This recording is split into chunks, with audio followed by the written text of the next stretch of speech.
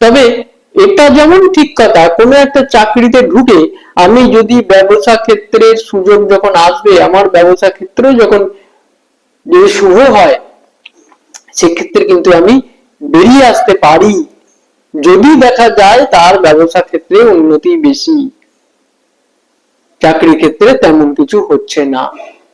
কিন্তু ব্যবসা ক্ষেত্রে ঢুকে গিয়ে চাকরি জীবনে আসা একটু কঠিন হয়ে যায়।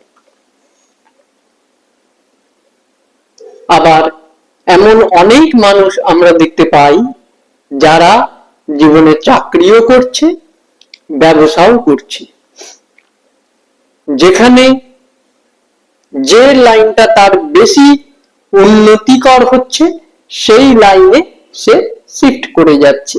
অনেক সময় চাকরি ছেড়ে দিয়ে ব্যবসা শুরু করছে বা ব্যবসা লাইনে এনগেজমেন্ট বাড়িয়ে দিচ্ছে।